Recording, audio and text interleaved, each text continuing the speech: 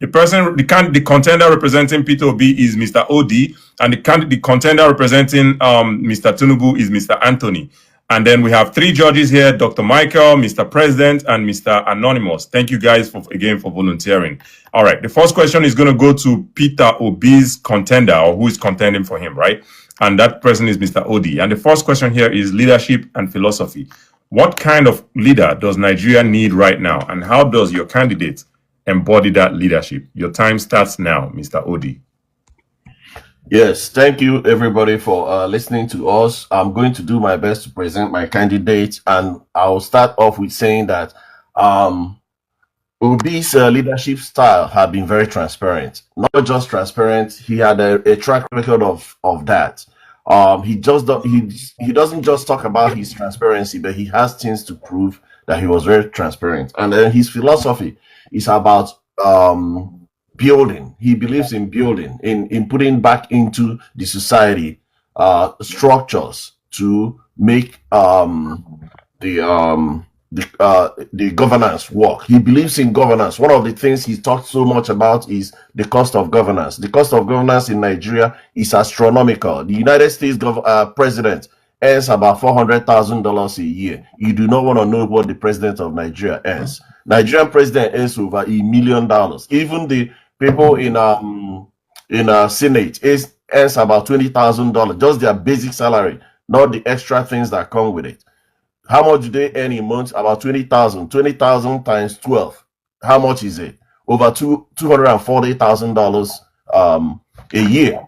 But the United States president makes only $400,000. Now, this is their basic salary. With other things that is attached to it, it's a lot of money for governance. Obi believes that the public money is not his money. He actually believes that investing for the people is the best way to carry over with the next government, so that when the next government comes, he will add to what he had done. He has a philosophy of rewarding hard work. He has a philosophy of rewarding excellence. That's why he created that's why he created a lot of opportunity in terms of education, technology, and commerce. Thank you. Thank you, Mr. Odi. And Mr. Anthony, the same question goes to you, not representing. Please bear with me, but I'm going to use that word representing because it's easier for me. We're representing Mr. Tinubu, and the same question goes to you. Leadership philosophy. What kind of leader does Nigeria need right now, and how does your candidate embody that leadership? Your time starts now, Mr. Anthony. Thank you very much, host, and I greet the comment section and everybody and the panelists here and my co-debaters. I greet you. Nigeria need a very bold decision-making leadership to bring our country and to unlock the potential of this country called Nigeria. And President Bola Ahmed Tinubu have demonstrated in his first day in office when he said subsidy is gone and the economy reform. When you look at his philosophy of President Bola Ahmed Tinubu based on economy reform and market-driven growth. And you look at his philosophy based on federalism and decentralization and progress in political policy. So my leader, President Bola Ahmed Tinubu, have demonstrated this in our fourth republic in Nigeria as it stands today, and it has shown it to the world. And we have seen the praising coming from when it comes to the economy of this country. When it comes to decision making, he has made a very strong decision in Nigeria, and he still stand on it. It's not politicians that make a decision and will be intimidated, and it will make a reverse policy in our own country as it stands today. Like I said in my earlier submission, I told you that Nigeria need a very boldest leader in our own country today, and the right person, and with his own political philosophy, he has demonstrated for our own country, and we will continue in 2027. Thank you. Thank you, Mr. Anthony, for giving us 30 seconds back. And the next question would go to you, and it's on economic management. Nigeria's economy is struggling. Based on your candidate's record, why should Nigerians trust them with economic recovery? Your time starts now. Mr. Anthony, you're muted. sorry, I was talking. Sorry. Economy recovery. We see where we actually are in 2023, in the second quarter of 2023 in Nigeria. We know that our economy is leading into disaster in this country. We are servicing our debt with 98% of our own revenue in our own country. So when we come to economy recovering, President Bola Ahmed Tinubu have demonstrated by reforming the economy of Nigeria and moving the GDP of Nigeria in growing in naira. When you use the conversion to the dollar, that's the reason why a lot of citizens are seeing the economy, the GDP of Nigeria in a low stage as it stands today. But in naira, the economy is growing very well. We're seeing the production continue to increase in the energy sectors and as well in the industrial sectors in Nigeria. We look at the energy sectors as it stands today. The main number one resources that we have in Nigeria today, what generate and help us to service our own fiscal budget here, is the crude oil in Nigeria. We're seeing how it moved the production of the crude oil from below 1 million barrel per day to 1.7 million per day as it stands today. So when it comes to the economy recovery, the reform of President Bola Ahmed Tinubu in the monetary policy and the fiscal policy is actually driving the inflation rate of Nigeria down. After the rebasing of Nigeria, we can see after the oil subsidy removal, we see the inflation, hyperinflation in our own country skyrocket to 35 point something percent. With the policy, with the monetary policy and the fiscal policy and the rebasing that happened early last year, bring the inflation rate down below 15% as it right now. So the core inflation of Nigeria is 25% before, and the food inflation of Nigeria is 25% as well. As it stands today, with the policy of President Bola Ahmed Tinubu to recover the economy has dropped below 15%. Thank you. Thank you, Mr. Anthony. Appreciate you sticking to the time. Appreciate that. And the same question goes to Mr. Odi, and it's on economic management. Nigeria's economy is struggling. Based on your candidate's record, why should Nigerians trust them with the economic recovery? The time starts now, Mr. Odi. Thank you. I will say this about Mr. P2B. Of all the between those two candidates, I will say this. Bola Ahmed Tinubu had never gotten any awards from the Federal Republic of Nigeria in terms of economic achievement. The Senate of the Federal Republic of Nigeria rated Anambra State as the most financially stable state in the country during Obi's first tenure. Even though he went to court to defend his first term, he lost some years and still came back to finish that first term and continued this and won his second term because of the work he did in a very short time in the first term. Now, during his time, what Obi did and what he had been preaching is production. You're talking about Nigeria saving money in terms of forex. You cannot make money without production. Why is China the country with the highest debt America ever owned in their whole history? Because China is producing a lot of the things and the world buys China. Just imagine where Anambra State was not feeding itself. During Obi's time, he introduced agriculture. They started producing mostly vegetable. Now, people will say, why is it only vegetable? Yes, he's a smart man. You produce what your state soil can produce. And he started producing it. And guess what? They started exporting it not just to other states in the nation, but the West African countries. And that's how you make forex. We cannot rely on oil. The Dubai Emirates has oil more than Nigeria, has a sophisticated 22nd century oil production. But guess what? They did not rely on oil. Obi did what? Knows that the only way he can run a country is not relying in oil and just floating the dollar, but production of other sectors of the economy, agriculture, human economics, human resources, and production of technology. Thank you. Thank you, Mr. Odi. And let me also address the chat. It takes time for us to get people on here. So the least you can do is to be respectful to these guys. Instead of cursing them, encourage them. If you know too much about it, feel free to request so that you can come up in the next round or in the next session and debate your ideas or what you think about your candidate as well. Please, let's be nice. I know I don't get love, but waiting there for dinner and pet house. Let's be nice. We are still in the celebration of love. Let's be nice, please. Anyway, thank you, Mr. Odi. And the next question goes to you, Mr. Odi, on corruption and accountability. How has your candidate demonstrated accountability, and how would they realistically fight corruption in Nigeria? Your time starts now. I can say this about corruption. I've lived in America for some time.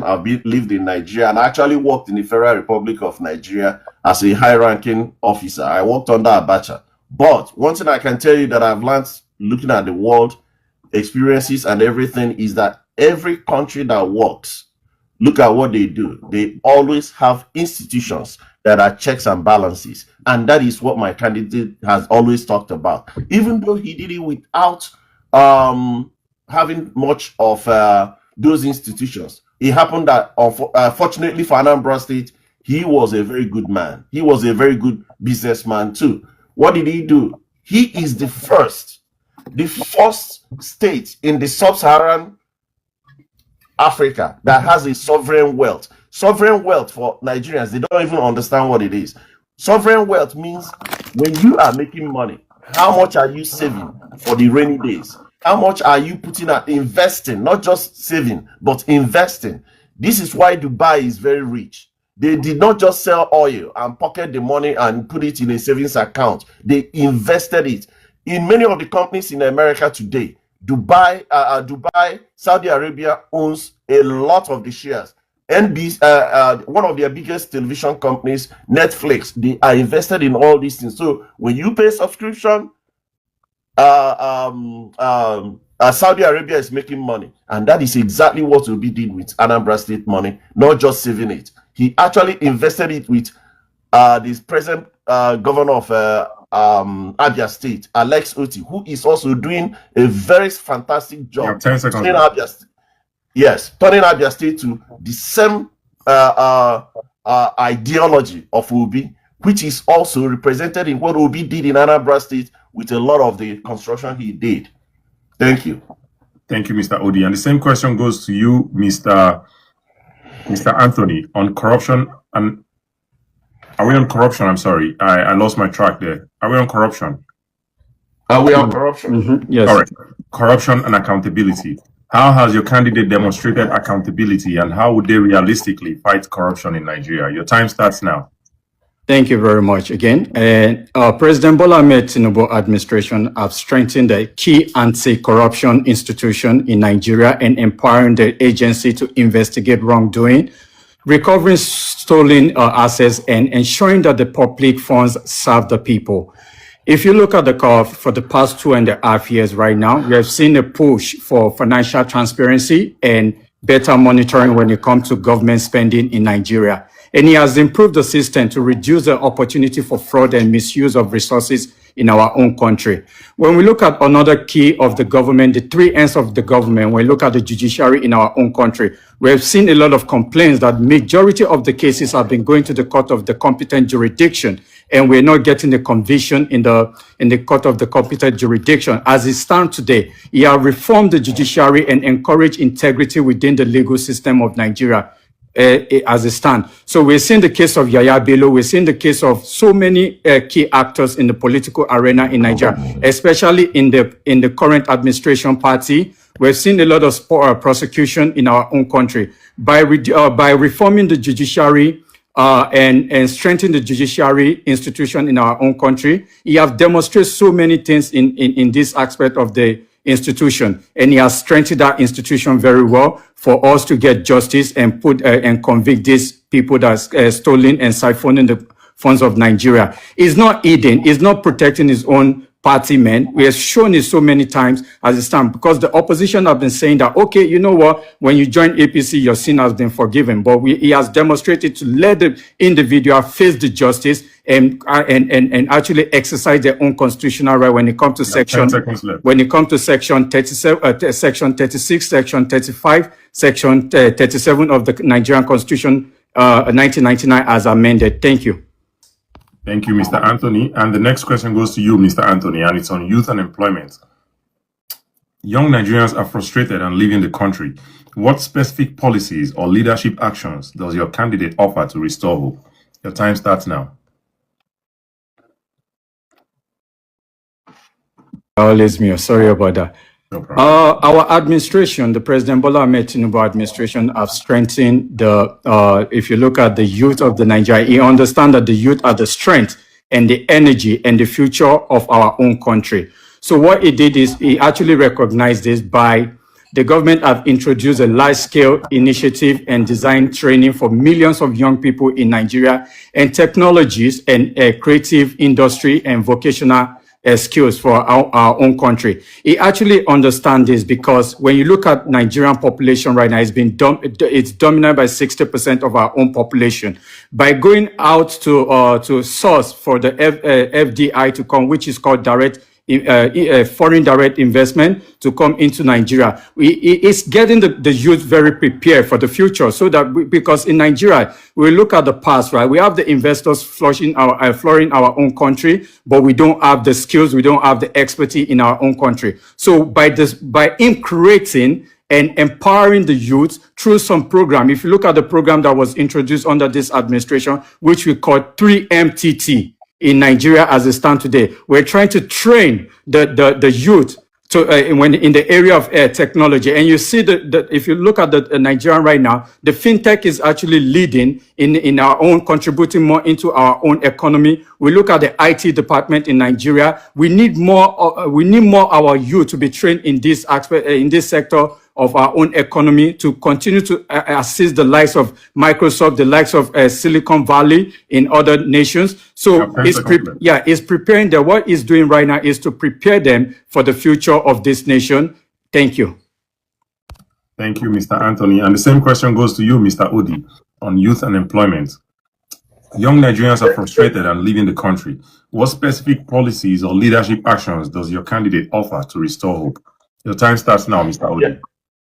Thank you. I will say this. Mr. Obi, when he was the governor of Anambra State, to start with, he believes in grassroots education.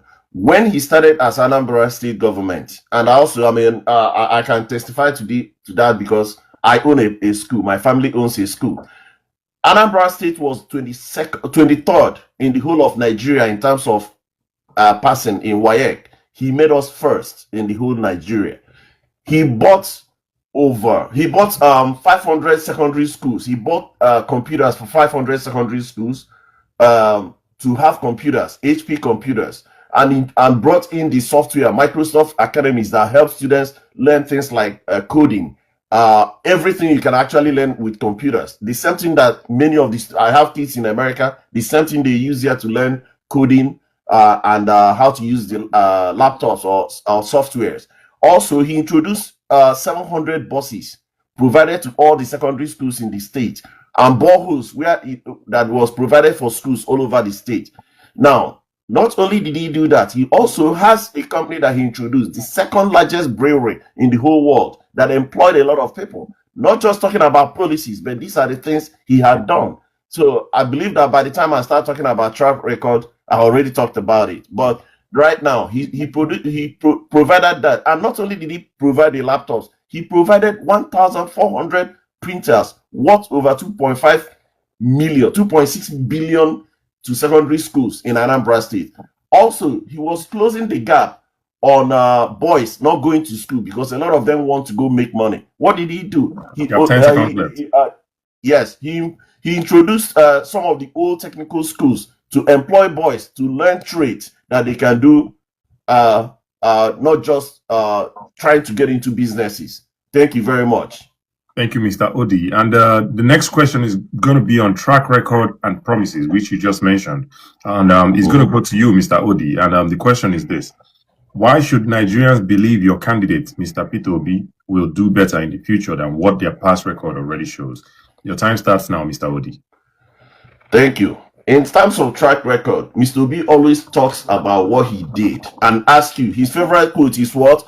Go and do what? Verify it. Only someone who did something can challenge you to go verify it. He talked about the money, sovereign wealth he saved for Anambra State, which will not even mature till 2028 or about that, in millions of dollars, over $50 million. That is just one account. Mr. Obi built how many hospitals in Anambra State? Built or improved? These are the list of the hospitals he improved in Anambra State. What did he do? He improved Iyenu Hospital, which was built during the colonial times. He also introduced a cardiology place in another town where they do heart surgery, which is not being done in Nigeria. Mr. Obi is not one of the presidents that will be running across the globe looking for health services, while his own state has those there. Mr. Obi also tried to provide stable environment for companies to build their companies and attract a lot of investments, like Innocent, who is also producing vehicles in Anambra State, in one of the towns that is known for vehicle business and parts. Mr. Obi also reconstructed many schools and gave them access to a world-class research opportunity, which produced 5 girls that came to the United States and won a competition in building an app that detects fake medication based on the color, weight, if it's a liquid, based on viscosity, 10 seconds left. and a whole bunch of physical attributes to it. So all you need to do is to use the instrument to either weigh or measure the tablet, and he can tell you if it's safe or not. Thank you. Thank you, Mr. Odi. And the same question goes to you, Mr. Anthony, on track record versus promises. Why should Nigerians believe your candidate will do better, your candidate, Mr. Tinubu, will do better in the future than what their past record already shows? Your time starts now, Mr. Anthony. Thank you once again. I know the opposition will tell you that leadership, but let me tell you what the leadership means. Leadership is not only mentioned only by promises made during campaign. It's true leader is mentioned by the promise keep. You look at President Bola Ahmed Tinubu, he faced the same backlash when he was a governor of Lagos State within 1999 to 2003 by his reform in the country, in Lagos State. But in the second term of President Bola Ahmed Tinubu as a Lagos State governor, we see a lot of things that happen and the foundation that he actually laid for the country. And if you want to compare any state in Nigeria today, as it stands today, Lagos State is one of the best states in Nigeria as a state, the 5th largest economy in Africa as a state right now. So we're seeing his reform and his foundation that he laid in part when he was a governor of Lagos State. And his first 2 years as a president of Nigeria, he has demonstrated to the people of Nigeria, and we have seen the infrastructure deficit in our own country. How is paying a lot of attention to the infrastructure deficit in Nigeria, the likes of Coastal Highway, the likes of Sokoto to Badagry, the likes of Trans-Sahara Highway, 200 and something federal highway,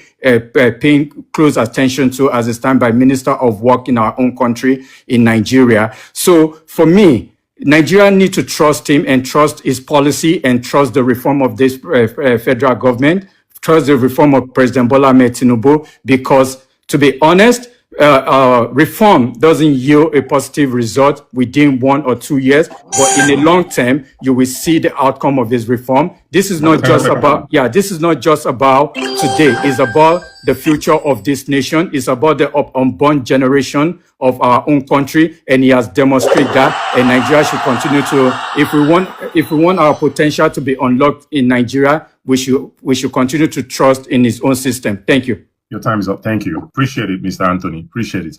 All right. The next question would go to you, Mr. Anthony, and this is the last question actually. And this session actually went by very fast. Thank you guys for being very respectful and keeping it very cordial. Nobody said the other people don't do them the same way, but I appreciate you guys. All right, round 6 on criticizing your candidate, and this is going to go to Mr. Anthony. What is the strongest criticism your candidate, Mr. Bola Ahmed Tinubu, and why should Nigerians still support them despite it?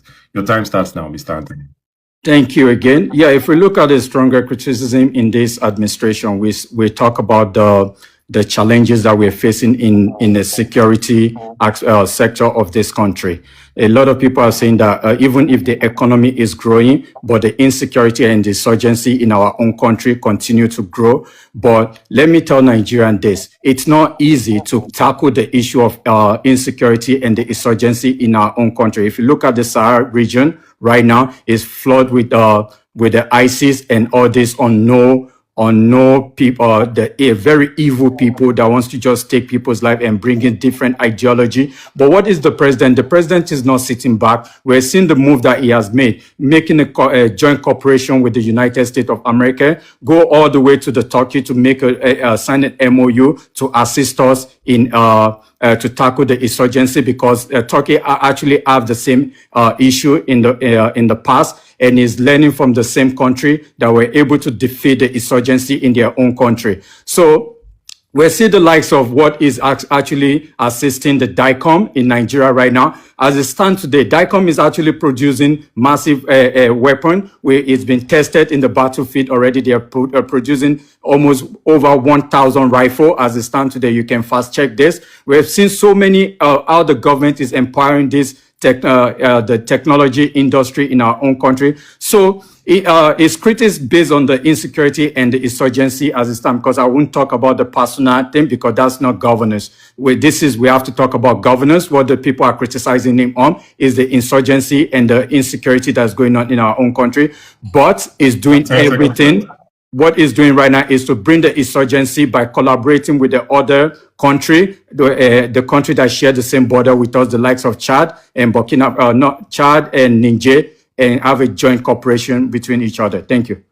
Thank you, Mr. Anthony. And the same question goes to you, Mr. Odi, on criticizing your candidate. What is the strongest criticism against your candidate, Mr. Peter Obi, and why should Nigerians still support them despite it? Your time starts now, Mr. Odi.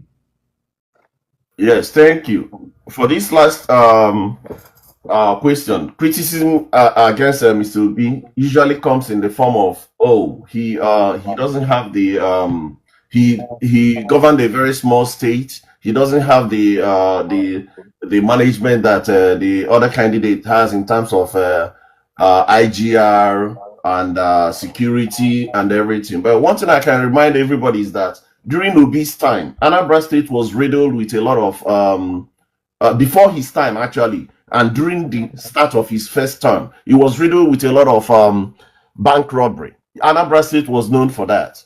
Guess what he did? Anambra State provided at least one security vehicle to each of the 177 communities in Anambra State, which he did with trained people to do what?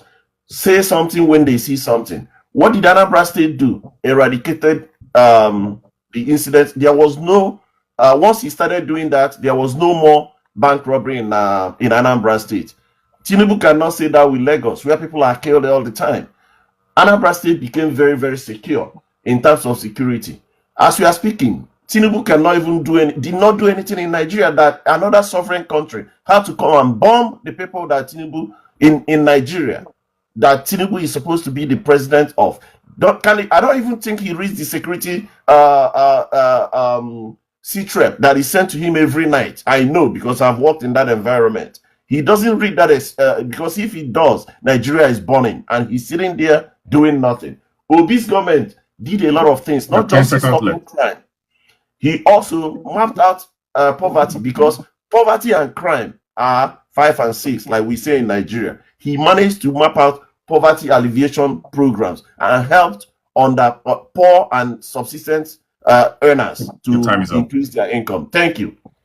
Thank you, Mr. Odi. I mean, I have to say that this is a hot one. This is a hot debate. I have to say that, and I'm glad I'm not judging, because this one I don't know how these guys want to judge out. But shout out to Dr. Michael and shout out to Mr. Anonymous. I know they're going to go do a great job with the judging, but I'm glad I'm not the one judging this one. Thank you guys so much. We're going to open the poll for the chat.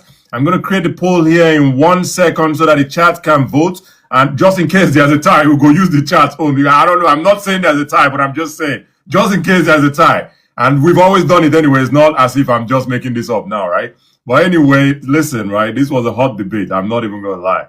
I'm not even going to lie. Give me 1 second. Make I write the result out. Just in case we have a tie. I'm not saying we have a tie. Just in case, you know. All right, Mr. Anonymous, you want to go first? Yes, I can go first. All right. Well, like you said, this is the most competitive and the most intense debate of all the debates. A little bit too intense. A little bit too intense. Yeah, and the most competitive. Yeah. But I give the slight edge to Mr. Anthony, according to my tally. All right. And do you have any comments on it, or just that? Well, I just felt both candidates came prepared and they had a lot of examples to give and stuff like that. They were very composed. All right. Very, very prepared. All right. Sounds good. Sounds good. All right. Thank you, Mr. Anonymous and Dr. Michael. Let's hear your verdict. So all right. Thank you. It's a very intense one. Good speakers, but I think it's because they already had a lot of experience. From Not really. Mr. Anthony has been here before. You would think that he had experience before too. So not really. This is his second time. I mean, the first time too, he was very good. And I'm not putting words into anybody's mouth. I'm just saying, not really. I don't think so. I don't want to take credit from them. You see what I'm saying? I don't want to take any credit from them because I understand. they did really good. Yeah, they are wonderful speakers, actually. But for the person supporting Mr. Tinubu had 108 points. Then the person supporting Mr. Peter Obi had 110 points. All right. So Peter Obi won in your own opinion, right? Of course, yes. All right. Do you have any thoughts? On that, or that's just it? No, it's a good one. But you were talking about theirs is very fast. I want you to remember that there are only 2 speakers. Oh, not 3 speakers. Not 3 speakers. Fair enough. I appreciate that. Thank you for reminding me. It went really fast. But yeah, thank you for reminding me. So we have a tie. We don't have a winner. We have a tie. And that's why we had the audience to vote, right? We have a tie. One, Mr. Anthony said, Dr. Anthony, I'm sorry. Dr. Michael. Sorry. Dr. Michael said in his own results, Mr. OD won and Mr. Anthony, and it obviously was a very small margin, right? But, a winner is a winner, right? And for Mr. Anonymous's own score sheet, he had Tinubu taking the head. We have a tie. So we're going to go to the audience poll, and the audience poll gave it to Tinubu. So for this one, the audience has broken that tie, and Tinubu is the winner for today. How about that? All right, Mr. Anthony, let us hear your final take on this topic and on this debate. And I really appreciate you coming back to debate again. I really appreciate that. Let's hear your final take so that we can move forward. All right, thank you. I would like to thank the host for giving us the opportunity to come up here and share our own experience, the knowledge that we have for our own country. And I would like to thank Dr. Michael, Mr. Anonymous as well for being the timekeeper and the judge for this debate. You guys really did well. Both of you are not partial. You understand what I mean. You didn't give your result based on the person that you're actually supporting. You make it fair. And I would like to thank my co-debater. He actually did well. We always meet each other and he always challenged me. You understand what I mean? And it's not just like about challenges. It's about me learning more. I've learned so many things from him. And I believe that he has learned so many things from me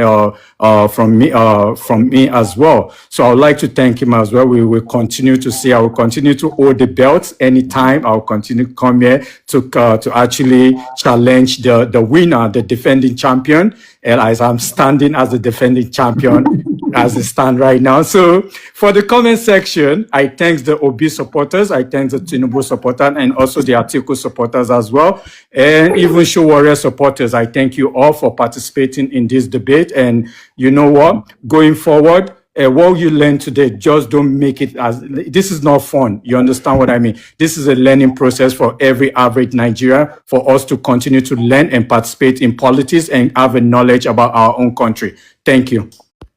Thank you so much, Mr. Anthony. And Mr. Odi, let's hear your final take on the debate and your vote of thanks and all that good stuff so we can move forward. First of all, I'll thank the host for hosting a very nice debate, and I'll thank the judges, the judges for being working very hard. I know we went really fast and also spoke really fast because the last debate was 3, like they made you understand. And I thank all the voters in the comment section on voting. Everybody who votes based on their conviction about the candidates and the debaters. I'm sorry. So I thank them. And you know, like the other debater said, it's a learning environment. You know, many of the things we thought we know about the candidates, we learn new things and maybe learn it from a different perspective. You know. Because looking at an object from one direction will give you only that planar direction. If you look at it 360, you'll be like, oh, it's a basketball. Now, so thank you so much from Mr. Anthony. I know you were shaking in your boots. I'm sorry. I had to make you feel that way. I had to make you feel that way. It's okay. You can hold on to the crown. But you know, everything in life is a transit. But there's a place that transition comes to, and it becomes permanent. Maybe next time, enjoy the crown as it is now. Absolutely, absolutely. Thank you, Mr. Odi.